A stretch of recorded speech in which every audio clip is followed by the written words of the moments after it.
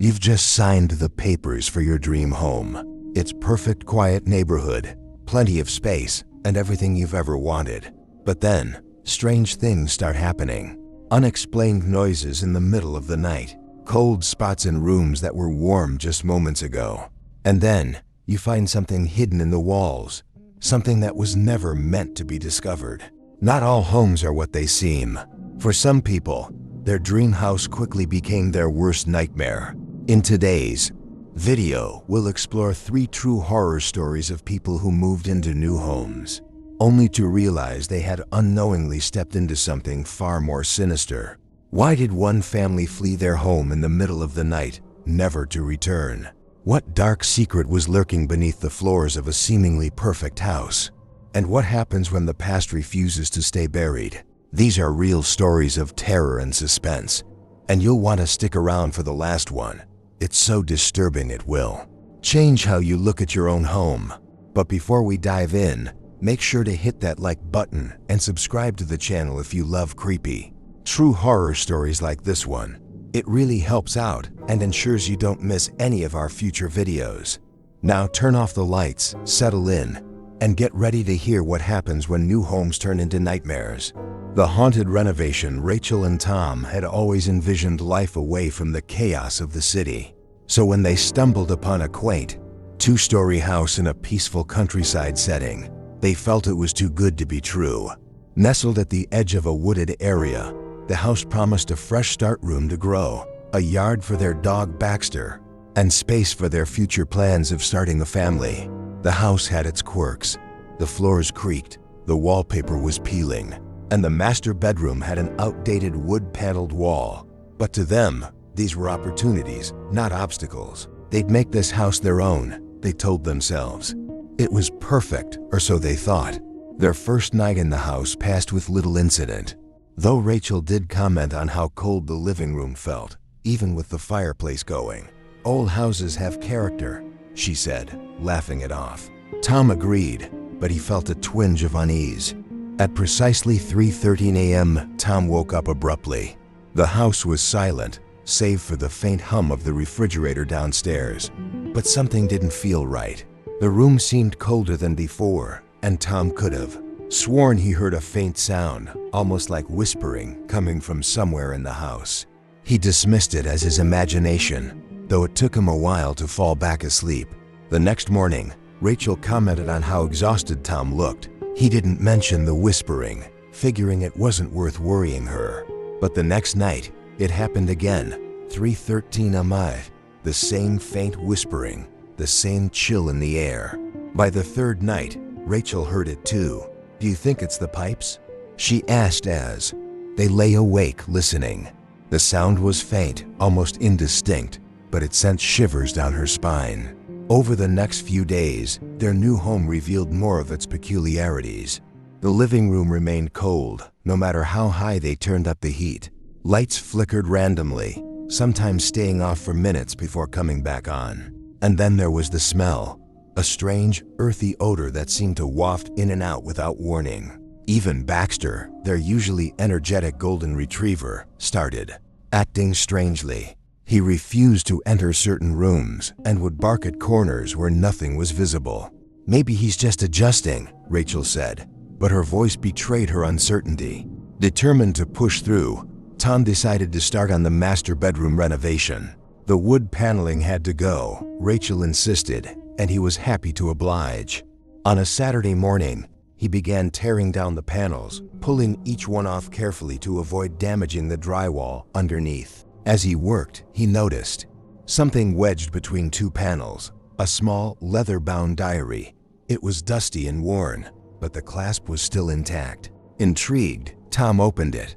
The diary belonged to a woman named Margaret, who had lived in the house in the 1940s. At first, the entries seemed mundane, notes about her garden, her daily chores, and her cat. But as Tom read further, the tone shifted. "I feel like I'm being watched," one entry read. "It's not the neighbors.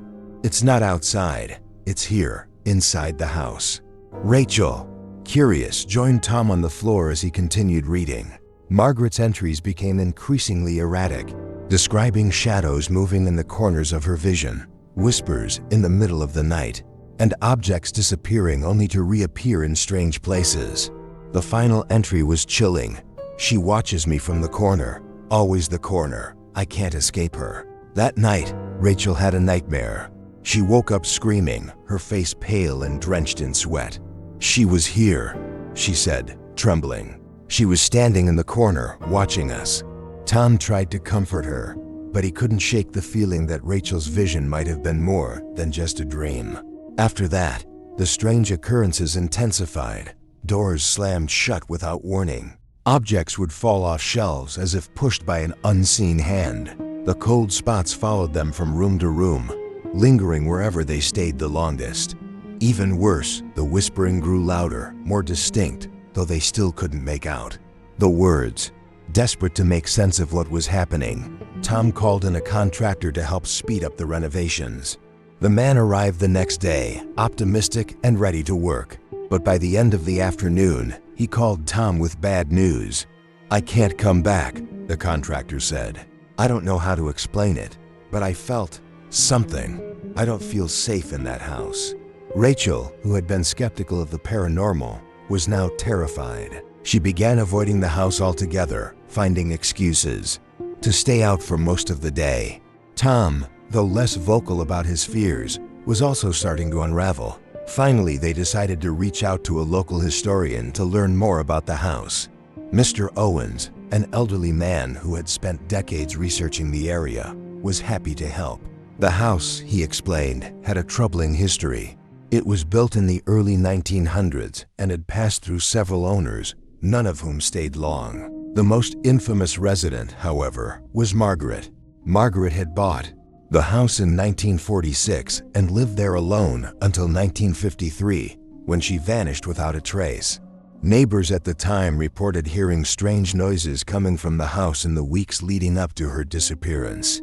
Some claimed to see her pacing in the yard at odd hours, muttering to herself. Her disappearance remained unsolved, though rumors suggested she might have gone mad and taken her own life or worse, that her body was hidden somewhere on the property. Horrified, Rachel and Tom decided they couldn't stay another night. They packed their belongings, hired movers to retrieve their furniture, and left the house behind. They sold it at a significant loss, unwilling to endure another moment in what had become their personal nightmare. Years later, Rachel still dreams about the house. She dreams of standing in the master bedroom, staring at the corner, feeling the heavy gaze of unseen eyes on her back. The neighbor's secret Karen was thrilled to move into her new home. After a difficult divorce, the small suburban house represented a fresh start for her and her 10-year-old son, Danny. For the first time in years, Karen felt a glimmer of hope. The neighborhood was quiet, full of well-kept lawns, and seemed perfect for a single mom trying to rebuild her life. On their first morning in the house, Karen stood on the front porch, sipping her coffee, when she noticed the older man next door. He was watering his lawn, wearing a faded plaid shirt and a wide-brimmed hat. When he saw her, he froze. His gaze lingered a little too long before he raised his hand in a stiff, almost mechanical wave. Karen hesitated, then waved back, chalking it up to small-town awkwardness. "Mom, can I go ride my bike?" Danny called, already bouncing with excitement. His energy was contagious, and Karen smiled, ruffling his hair. "Sure, sweetie. Just stay on the sidewalk where I can see you." Danny pedaled off, his laughter echoing down the quiet street. Karen watched as he waved, enthusiastically to a couple of neighbors tending to their gardens. The old man next door didn't wave back. Instead, he stood on his porch, watching Danny intently. Karen noticed his stillness, the way he seemed to study her son, and felt a pang of discomfort. That afternoon, as Karen unpacked boxes in the living room, she glanced out the window. There he was again, standing on his porch. He wasn't watering the lawn this time or tending to any chores, he was just staring in her direction. Karen tried to shake it off. Maybe he was just a lonely old man. Moving into a new neighborhood always came with a bit of adjustment, she thought. The next few days, however, made it harder to ignore. Every time Karen or Danny were outside, so was he. Whether he was mowing his lawn, trimming his hedges, or simply sitting on his porch, his eyes always seemed to follow them. Once, Karine caught him standing by the fence, watching as Danny played basketball in the driveway. She stepped outside, waving at him in an attempt to appear friendly, but he didn't wave back. He just stood there, motionless, until Karen took Danny inside. Danny seemed to notice too. "Mom, why does that guy always stare at us?" he asked one evening as they ate dinner. His innocent question made Karen's stomach churn. "I'm sure he's just being friendly, sweetie. Don't worry about it," she said, forcing a smile. But deep down, she couldn't shake the feeling that something wasn't right. Karen couldn't stop thinking about the man next door. His gaze, his constant presence, it all felt invasive. She told herself it was harmless, but the unease crept into her thoughts throughout the day. One evening, as she was tidying up after dinner, Danny ran into the kitchen, his face pale. "Mom, he's outside," Danny whispered, pointing toward the backyard. Karen felt a chill run down her spine. She moved to the window and peeked through the curtains. Sure enough, the man was standing at the edge of his yard, just a few feet from their fence. His hands were in his pockets, and he wasn't doing anything, just standing there, staring at their house. Karen's first instinct was to confront him, but then she hesitated. What would she say?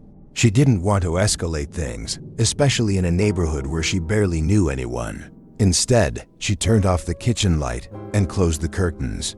"Stay inside, Danny," she said firmly, her voice calm despite the knot in her stomach.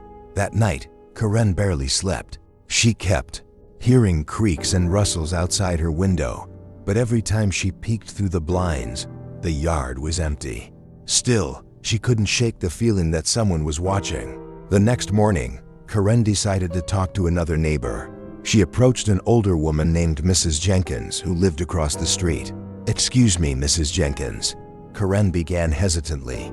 "Do you know much about the man who lives next door to me? He seems quiet." Mrs. Jenkins paused, her expression tightening. "Oh, you mean Mr. Harlan? He's been here for years. Keeps to himself mostly.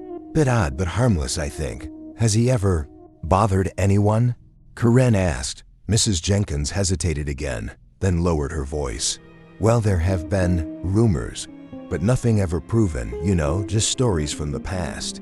I wouldn't worry too much, dear. Best to mind your own business." Karen's stomach dropped. Stories? Rumors? She tried to press Mrs. Jenkins for more details, but the woman quickly excused herself, clearly uncomfortable. That evening, as Karen mulled over the conversation, she heard a strange noise coming from the backyard. It was a soft scraping sound, like something being dragged across the ground. Grabbing a flashlight, Karen stepped out onto the back porch. "Hello?" she called, her voice trembling slightly. The backyard was still. The light from the flashlight revealed nothing unusual, just the shadows of the trees swaying in the breeze. Karen was about to head back inside when she noticed something near the fence, a dark object partially buried in the dirt. She moved closer, her heart pounding. It was a small folded piece of paper. Karen picked it up, her hands trembling, and unfolded it to reveal a crudely drawn picture of a stick figure. It was unmistakably a woman, standing next to a smaller stick figure that looked like a child. Underneath, in jagged handwriting, were the words, "I'm watching you." Karen froze. She looked up, scanning the dark yard, but it was empty. Her hands shook as she folded the note and hurried back inside, locking the door behind her. She didn't tell Danny about the note. Instead, she called the police, her voice shaking as she explained what she'd found. But when the officer arrived and searched the backyard, the note was gone. The disappearance of the note left Karen shaken. She had been so sure of what she'd seen. And yet, when the police officer swept his flashlight over the backyard, there was nothing to find. "You might have mistaken something left by the wind," the officer said kindly, though his tone carried a hint of doubt. "Call us again if you see anything unusual." Karen nodded, clutching her arms tightly as the officer left. She felt more alone than ever. That night, Karen bolted every door and window in the house and kept the lights on. She told Danny they were having a camp out in the living room, not wanting him to sense her fear. As they lay on the couch watching cartoons, she tried to shake the image of the note from her mind. But just as she started to drift off, there was a knock at the front door. Karen sat upright, her heart pounding. The knock came again, louder this time.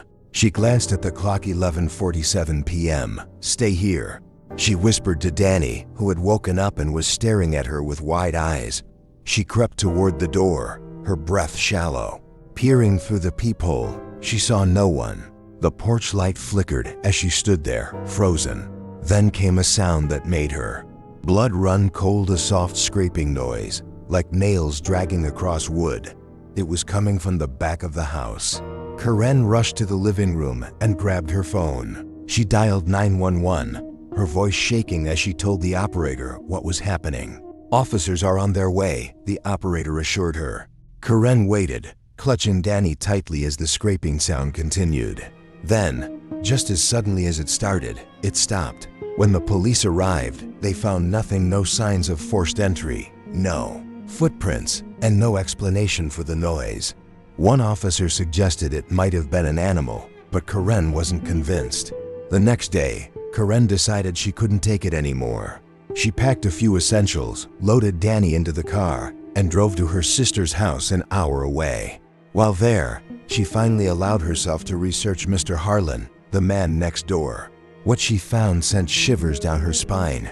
Harlan had been investigated years earlier in connection to the disappearance of a young boy from the neighborhood.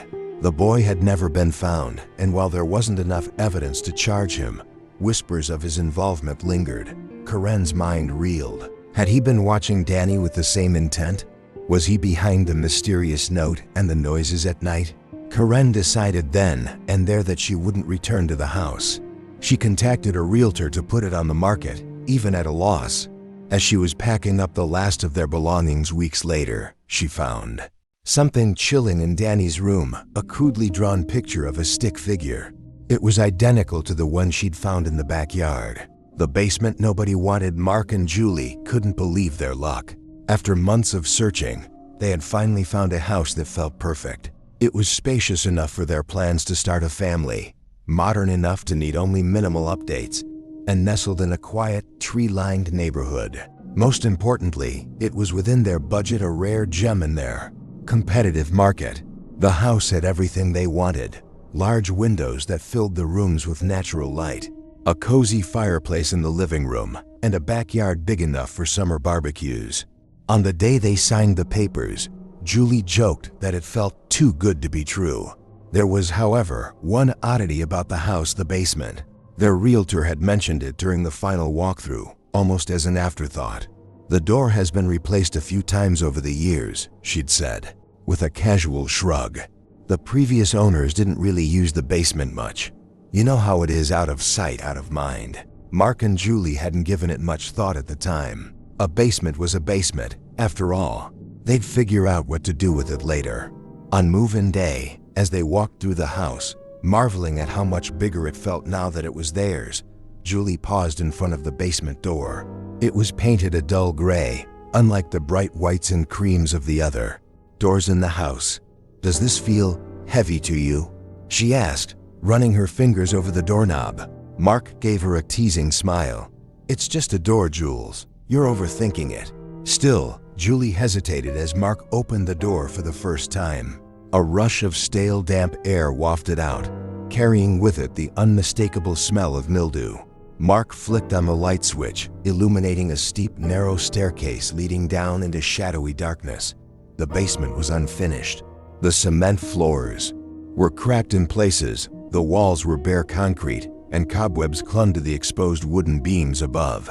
The air was heavy and cold, enough to make Julie shiver despite the summer heat outside. "Guess it'll make good storage," Mark said, stepping cautiously down the stairs. His voice echoed faintly in the empty space. Julie lingered at the top of the staircase, reluctant to follow. "Do you feel that?"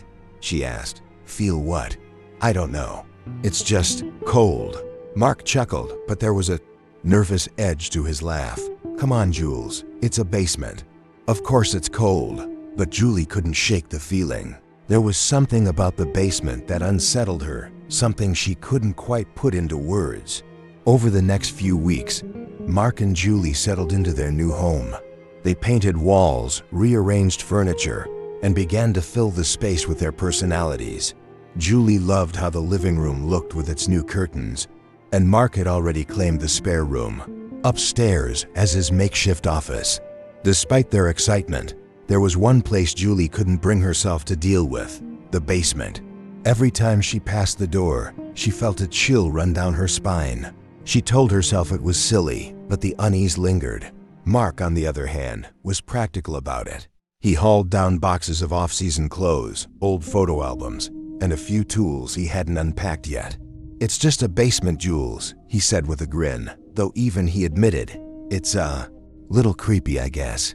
One night, as they unpacked the last of their kitchen supplies, Mark commented on the musty smell wafting up from below. "Probably just the damp air," he said. "I'll grab a dehumidifier tomorrow. That should help." The dehumidifier hummed quietly in the corner of the basement the next day, but it didn't change the atmosphere. Julie still felt the heavy weight of the air whenever she stood near the door, and she avoided opening it whenever possible. Her discomfort turned to dread one evening when Mark was out late. She was alone in the kitchen, preparing dinner, when she heard it, a soft, rhythmic thudding noise. Julie froze, the knife in her hand suspended mid-chop. The sound came again, thud, thud, thud. It was faint, but it was deliberate. She turned off the faucet and stood still, straining to locate the noise. It seemed to come from below her feet, the basement. Her heart raced as she crept toward the door. The sound grew louder, more distinct, as if something was knocking from inside the basement. "Hello?" She called out, her voice trembling. The noise stopped abruptly. Julie stood there, her hand hovering over the doorknob. She tried to rationalize it. Maybe something had fallen, or maybe it was the old pipes. But deep down, she knew it wasn't normal. The silence stretched on, heavy and oppressive. After what felt like an eternity, Julie stepped back from the door, deciding she didn't need to know. When Mark returned that night, she told him about the noise. He listened, his brow furrowed, but quickly shrugged it off. "Old houses make weird sounds," he said. "It's probably the pipes expanding or something. I'll check it out tomorrow." Julie wanted to believe him, but something about his tone seemed off, like he wasn't entirely convinced himself. The next morning, Mark followed through on his promise to check the basement. Julie stayed in the kitchen, pretending to tidy up, but her attention was fixed on the sound of his footsteps descending the stairs. "See anything?" she called out, trying to keep her voice steady. "Just the same old creepy basement," Mark replied. His voice echoed faintly, but she could hear the hesitation in his tone. Nothing out of the ordinary. Julie wanted to believe him, but she noticed how his footsteps slowed as he moved deeper into the space. She leaned against the counter, gripping a dish towel, her pulse quickening with every creak of the stairs. "Wait," Mark said suddenly, his voice sharper now. Julie froze. "What is it?" she asked, her words catching in her throat. "I don't know," he began. "There's something carved into the wall down here. Looks like symbols or something." Julie's stomach dropped. "What kind of symbols?" "Just random stuff. Circles, lines. Could be old graffiti. Weird, though." Mark stared at the wall, tilting his head as he moved his flashlight across the carvings. The more he looked, the stranger they seemed. What at first appeared to be random shapes now felt oddly deliberate. There was a pattern, but one he couldn't quite make sense of. A chill ran down his spine. He couldn't explain it, but standing in front of the symbols made him feel off. The room seemed to tilt slightly, and he had to steady himself against the wall. When he came back upstairs, he tried to downplay the discovery. "Probably just something the last owners left behind," he said casually, though his eyes didn't quite meet Julie's. "What kind of people carve symbols into a basement wall?" Julie pressed, unable to hide her anxiety. Mark shrugged. "Kids messing around, maybe? Or the owners were just weird. Who knows?" That night, as they lay in bed, the unease lingered between them like a heavy fog. Julie stared at the ceiling, unable to sleep. "Do you think we should cover it up?" she asked quietly. Mark didn't answer right away. "Yeah, Maybe, he said finally, though his voice lacked conviction. In the silence that followed, Julie's thoughts raced. She couldn't shake the feeling that Mark wasn't telling her everything. And deep down, she wondered if he was just as scared as she was. The following days were tense. Mark had avoided mentioning the symbols again, and Julie didn't press him. Still, the unease seemed to seep into every corner of the house. The noises started subtly, at first soft creaks and faint thuds that could easily be explained away. But as the week wore on, they became harder to ignore. Late one night, Julie woke to the sound of something tapping. It was rhythmic and deliberate, coming from somewhere below. She nudged Mark awake, her pulse racing. "Do you hear that?" she whispered. Mark groaned, half asleep. "It's probably just the house settling," he mumbled, pulling the blanket over his head. Julie sat up, straining to pinpoint the sound. The tapping continued for a few moments before stopping abruptly, leaving a heavy silence in its wake. The next morning, Julie decided she'd had enough. While Mark was at work, she summoned the courage to go down to the basement herself. Armed with a flashlight, she opened the door and descended the stairs, her grip tightening on the railing with each step. The basement felt colder than usual, and the air was thick, almost suffocating. When she reached the bottom, the flashlight beam swept across the room. Everything seemed undisturbed. The boxes were neatly stacked. The dehumidifier hummed softly in the corner. But as Julie approached the far wall, her breath caught. The symbols had changed. What had once been faint, weathered carvings now appeared deeper, more defined, as if someone had retraced them. Worse, new shapes had been added: spirals, jagged lines, and a series of small, uneven marks that almost looked like scratches. Julie's heart pounded as she stepped closer, the flashlight trembling in her hand. She reached out to touch one of the carvings, but as her fingers brushed the surface, she pulled back sharply. The wall felt warm. She stumbled backward, the flashlight beam jerking wildly as she tried to steady herself. That's when she noticed something else just beneath the carvings, at the base of the wall. The cement appeared cracked, almost loose, as if it had been tampered with. Julie didn't wait to investigate further. She bolted up the stairs, slamming the basement door shut behind her. Her hands shook as she locked it, her mind racing. When Mark came home that evening, she told him everything. "The carvings, they're different," she said, her voice trembling. "And the wall, it looks like someone's been digging." Mark stared at her, his expression unreadable. "Julie, you've been stressed. Moving into a new house is overwhelming. Maybe you just imagined it." "I didn't imagine it, Mark," she snapped, her frustration boiling over. "I know what I saw." Mark sighed, rubbing his temples. "Fine, I'll take a look tomorrow, okay?" But Julie wasn't sure she could wait that long. That night, Julie couldn't sleep. The memory of the warm wall, the deepened carvings, and the cracked cement haunted her every thought. She kept glancing at the bedroom door, half expecting to hear the tapping start again. At 3:17 a.m., she heard something far worse. A deep, resonant thud echoed through the house, shaking the walls. Julie sat bolt upright, her heart pounding. Beside her, Mark stirred. "What was that?" she whispered, gripping his arm. Mark rubbed his eyes, still half asleep. "Probably a tree, branch or something," he muttered, though his voice lacked conviction. Then came another thud, louder this time, followed by a sound that turned Julie's blood to ice. It was a low, guttural groan, as if something or someone was struggling to break free. "Mark," Julie said, her voice trembling. "It's coming from the basement." Mark grabbed the flashlight from his nightstand and reluctantly got out of bed. "Stay here," he said firmly. "Are you insane?" "I'm not letting you go down there alone," Julie replied, throwing on her robe. Together, they crept through the dark house, their footsteps slow and deliberate. When they reached the basement door, Julie noticed it was ajar. "I locked it," she whispered. Mark didn't respond. He pushed the door open cautiously, shining the flashlight down the stairs. The beam wavered as his hands shook. "Do you see anything?" Julie asked, peering over his shoulder. The basement was darker than it had ever been, the light from the flashlight barely cutting through the shadows. The dehumidifier had stopped running, leaving the air thick and oppressive. They descended the stairs together, each step feeling heavier than the last. When they reached the bottom, Mark aimed the flashlight at the far wall. The carvings were gone. "What the hell?" Mark muttered, stepping closer. The wall was smooth and unmarked, as if the symbols had never been there. Julie's gaze fell to the base of the wall, where the cracks in the cement had grown wider. Dirt and debris littered the floor, and in the center of the crack, something glinted in the light. "Is that metal?" Julie asked. Mark crouched down, inspecting the object.